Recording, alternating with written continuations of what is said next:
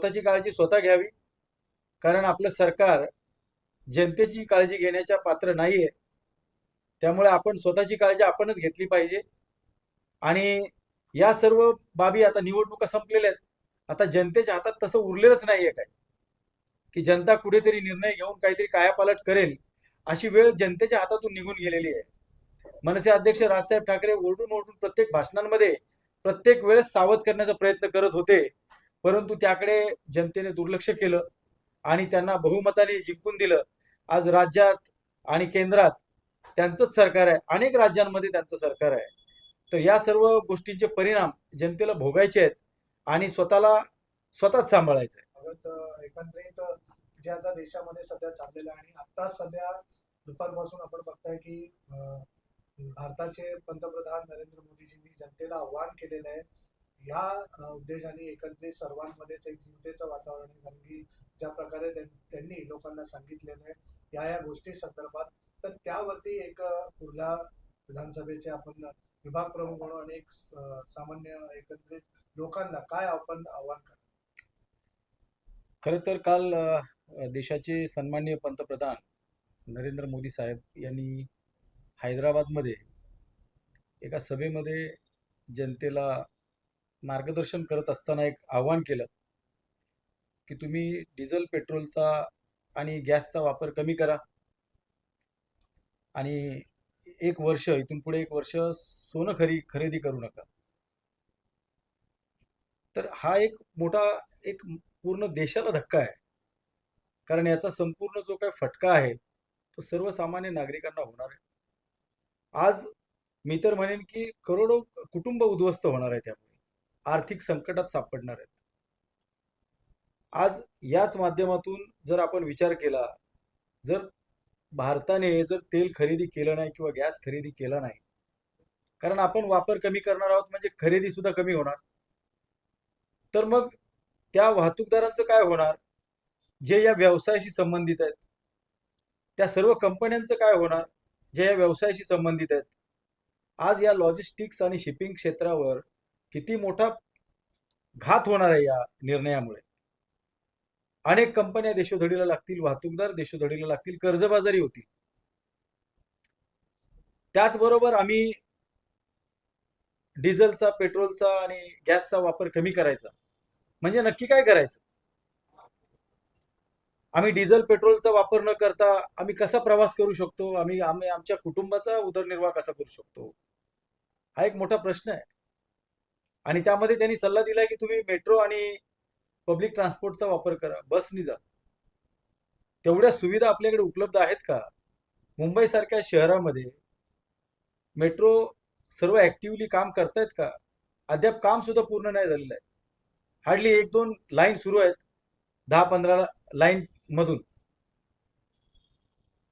काय होणार आहे याची एक मोठी भीती आमच्या मनात आहे. देशाचे पंतप्रधान आहेत, मोदी है तो मुमकिन है. मग आता काय झालं? आता मुमकिन नाहीये का? आज सर्वसामान्य नागरिकाला पब्लिक ट्रान्सपोर्टनी प्रवास करा म्हणजे उद्या हे कुठेतरी आदेश देतील की रस्त्यावर गाड्या दिसल्या नाही पाहिजे, तुम्ही घराच्या बाहेर गाडी घेऊन निघायचं नाही, मोटरसायकल घेऊन निघायचं नाही. म्हणजे हे एक प्रकारचा लॉकडाऊनच आम्ही मानतो.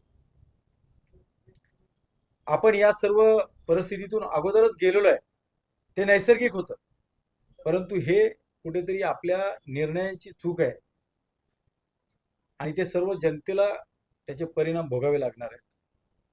आज वाहतूक क्षेत्रामध्ये सुद्धा एक भीतीचं वातावरण निर्माण झालेलं आहे, कारण लॉजिस्टिक्समध्ये जर आयात माल आलाच नाही तर ती संपूर्ण चेन डिस्टर्ब होते.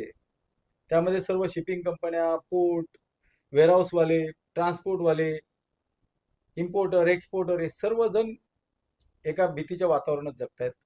याच्यावर कुठेतरी एक ठोस मार्ग पंतप्रधानांनी काढावा, अन्यथा देशातील अनेक कुटुंब उद्ध्वस्त होतील.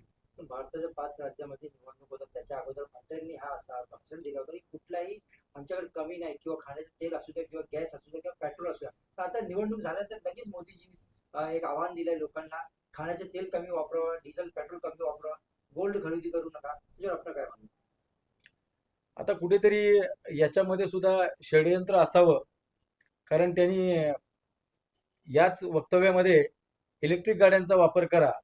आता लगेच तर सगळ्या गाड्या डिझेलच्या गाड्या कन्वर्ट होणार नाहीत इलेक्ट्रिकमध्ये. अर्थातच नवीन घ्याव्या लागतील आणि लोकांचा कल इलेक्ट्रिककडे जाईल आणि कुठेतरी त्या उत्पादकांना, त्या कंपन्यांना त्याचा फायदा डायरेक्टली इनडायरेक्टली होईल, असंही आपण विचार करू शकतो. आज या सर्व निवडणुका झाल्या, त्यामध्ये सर्वच काय घोडेबाजार झाला हे सगळ्यांनाच माहिती आहे. परंतु त्याचीच कुठेतरी भर करण्यासाठी हा निर्णय आहे की काय, असा सुद्धा प्रश्न आमच्या मनात आहे.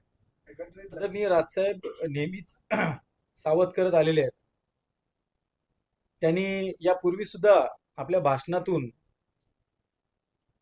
बोलले होते की इराण सारख्या देशाने आपल्याला काश्मीर मुद्द्यामध्ये सुद्धा पाकिस्तानच्या विरोधात जाऊन मदत केली होती. तर आपल्या पंतप्रधानांनी इराणचे राष्ट्रपती प्रमुख नेते गेल्यानंतर कुठेतरी एक संदेश द्यायला पाहिजे होता, परंतु ते न केल्यामुळे त्याचेही पडसाद हळूहळू आपल्याला दिसतील असं साहेब मागेच म्हणाले होते. आता हे तेच आपल्या समोर येतंय असं आपण बोलू शकतो. म्हणूनच ते पंतप्रधान आहेत. परंतु त्यांच्या काही निर्णयांमुळे अनेक भारतीयांचं फार मोठं नुकसान झालेलं आहे. त्यांनी चायना इम्पोर्ट बॅन हा निर्णय घेतला, त्यावेळेस अनेक भारतीय व्यावसायिक जे इम्पोर्ट करतात, आपलं घर किंवा प्रॉपर्टी सर्व घाण बँकेकडे ठेवून मग ते इम्पोर्ट करतात. त्यांना LC अकाउंट ओपन करावं लागतं.